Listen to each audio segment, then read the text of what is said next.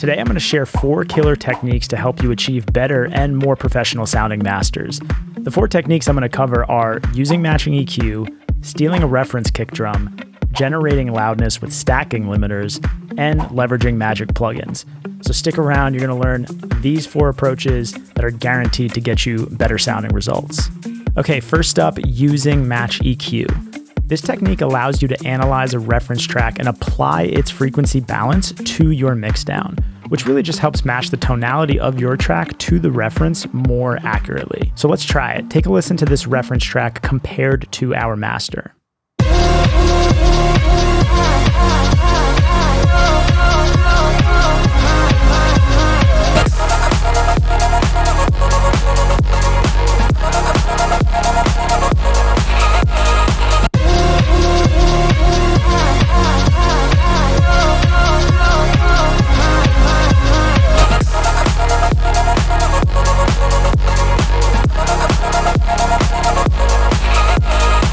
Notice how different these tracks sound even at the same general volume. Clearly, it could use a little bit of work. I'm going to use Isotope Ozone's Match EQ, and we can simply capture the frequencies of a reference track and then record the balance of our current mixdown. And from there, we'll set the target range that we want to apply the EQ shaping to. We can also set a low cut to our Match EQ, which would prevent us from boosting or cutting our low end too much if the songs are in different keys, for example. From there, you can adjust the settings to dial in the right amount of the effect. Let's take a listen.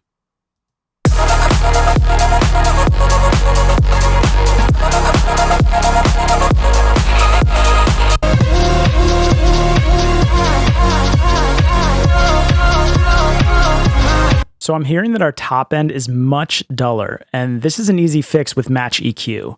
I'm going to jump around a bit between the reference and our tracks before and after so that you can hear the difference.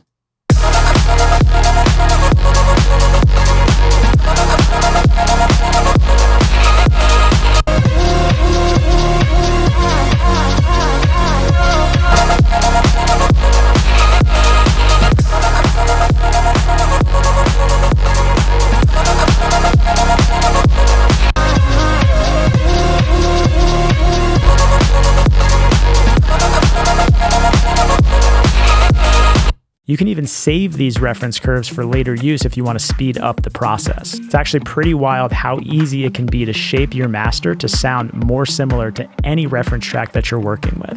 Next, we have stealing a reference kick drum. A big component to achieving professional sounding masters is to make sure you're using the right kick drum, especially in electronic music, because your kick drum can really impact the overall feel of your master. So matching it to a reference can actually work wonders. So let's get ready for some professor shit here. You can pretty much steal any kick you want from any song, and it doesn't have to be naked or even an isolated kick drum. First, find a song that you've been dying to steal a kick drum from. The more isolated, the better, but it can be covered by effects, synths, whatever. Next, zoom in as far as possible and cut out the kick drum. And yes, there will be other audible information in the sample, but it doesn't matter and you'll see why. Now, slap on an Ozone imager or any multiband imager of your choice. Make sure you have 4 bands to work with and duplicate the kick drum 4 times. Make sure each instance of the kick is now soloing a different band of the kick inside of the imager. For example, one track is soloing 0 to 250 Hz, the next is soloing 250 to 1000, and so on. Convert these 4 tracks to audio. Using audio cuts and fades, remove any information inside of each sample that is not your kick drum. Generally speaking, the sub of the kick will have a longer fade, the mid-range will be a slightly shorter fade, and the top end of the kick will simply be a short click. Because we've split the kick into 4 separate bands, we're now able to surgically remove the audio artifacts and audio information that is not the kick drum. Setting the kick to mono may also help remove unwanted artifacts. Once you've cleaned up every individual channel here, bounce or export all 4 layers into one audio file to give you that stolen kick drum. Now personally, I like the original kick better, but sometimes your own kick might not be doing your mix any favors, and when that's happening, it can be a great idea to use a reference kick in your mix to get closer to your reference track. Now listen to how much more our master sounds like our reference track using the new kick that we just stole compared to the original kick.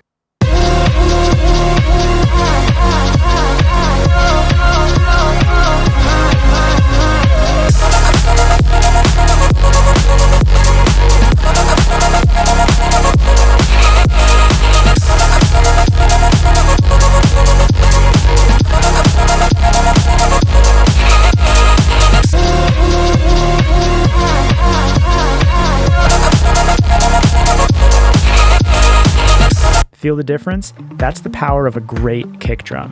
And if the steps here aren't enough, scope our other videos which breaks down this process even further. Now, generating loudness by stacking limiters can be very, very powerful. A lot of times what separates your master from sounding as good as the professionals has a lot to do with not achieving similar loudness while simultaneously avoiding distortion. So stacking limiters is a technique that can give you impressive volume without compromising quality and actually result in a more transparent master. If you don't already own a few really solid limiter plugins, you'll need to get some. In fact, this is the only category of plugin we tell the students of the Hyperbits Masterclass that they should really splurge on and snag a few third-party versions. To be frank, most DAW's built-in limiters just aren't good enough. Just take a listen to how different this mix sounds when limited to the same settings with Ableton's built-in limiter versus Ozone Maximizer's limiter plugin.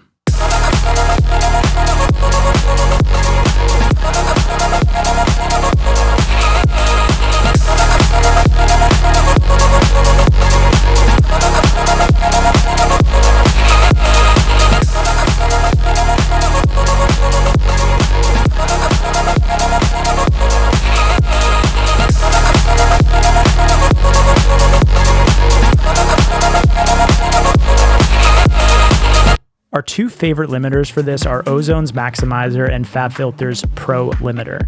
The first and most important step is to figure out how much limiting it's going to take to get to the loudness and fullness that you want depending on the genre that you're making. Here's where referencing again comes very much in handy. If you can find a track that resembles yours genre-wise or stylistically, you can analyze the average loudness of the track, or LUFS for short, so that you have a frame of reference for how much limiting might be required. But again, this is just a frame of reference and you should still be relying on your ears. Take a look at the LUFS for this reference compared to our track. By simply applying the right amount of limiting with one limiter, we can almost get our master to sound as loud as the reference. However, what's guaranteed to happen here is that most of the time, the amount of limiting that you would need to match your reference track will cause distortion or that pumping effect, which you really do want to avoid. This is where stacking limiters can help to achieve the reference loudness. You can think of each limiter doing a small amount of work to combine to the final loudness that you're searching for. When a limiter has less to do, it can typically do it with less distortion and artifacts. Skrillex famously uses this same method on each of his main groups of instruments. When doing the Skrillex method, generally a good rule of thumb is to aim for no more than 2 to 3 dBs of gain reduction on each limiter. If you aren't able to achieve the same loudness of your reference with that, it's possible that your mix is balanced in a way where certain frequencies are just completely maxed out. And when that happens, no amount of limiting will fix the issue. And this is why we recommend using Match EQ from before to avoid having, out of whack frequency balance. The specific settings on these limiters can be experimented with, but I'll leave you my settings that have worked on hundreds and hundreds of tracks. Just pause the video here to copy these preset settings, but I encourage you to try many limiters with different settings to dial in your loudness that you're looking for. Now let's listen to an example of what one limiter sounds like compared to stacking multiple limiters. You should be hearing a bit of additional transparent loudness without the generation of any distortion or pumping effects or really compromising your track in any way at all.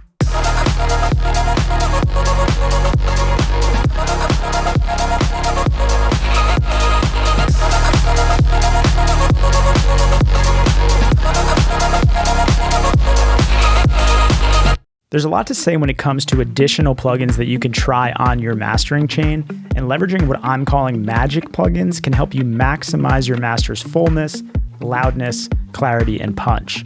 First, we'll reach for the Sonics inflator so we can add some tube-like warmth and increase perceived loudness without sacrificing sonic quality or the dynamic range of the track.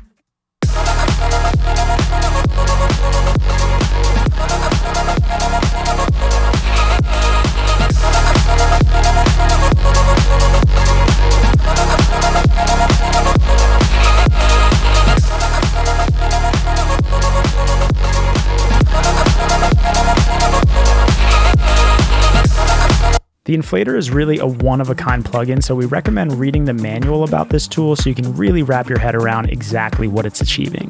And by the way, if you don't have the inflator, try subtle amounts of saturation from plugins like FabFilter's Saturn or Fielding DSP's Reviver, or my personal favorite as of late, the Waves Factory Spectre.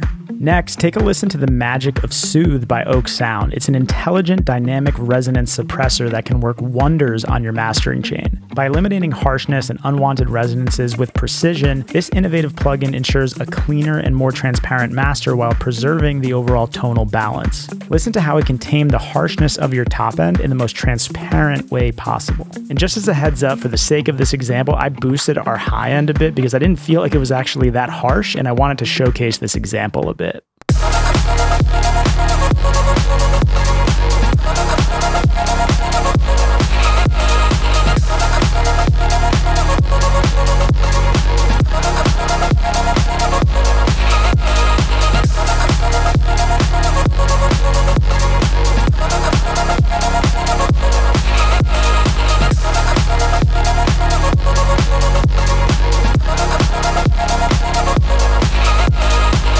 Another one of my favorites is God Particle by Cradle. The God Particle has a multitude of processing algorithms under the hood, giving depth, detail, and clarity to your master. Coupled with the adaptive limiter section, you can be certain that your dynamics and transients will be preserved, all while helping to achieve competitive commercial loudness. This is really one of those wow on-off plugins. Take a listen.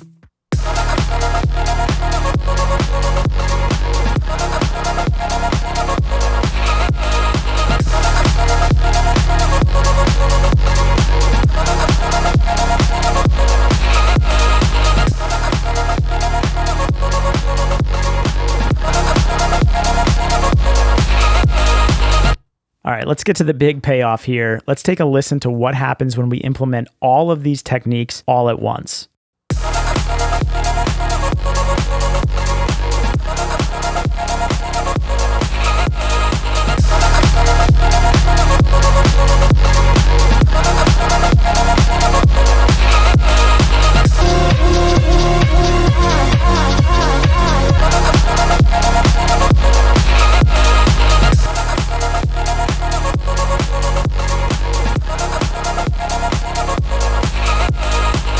Pretty insane, right? By using Match EQ, stealing a reference kick drum, generating loudness with stacking limiters, and leveraging Magic plugins, you can really elevate your master and get it so much closer to your favorite artists. If you want to learn more from us, be sure to check out our free training video by clicking here or following the link in the description below. That's it from me today. Hopefully you got some valuable tips here. Make sure to subscribe to our channel and leave a comment if you have any questions at all.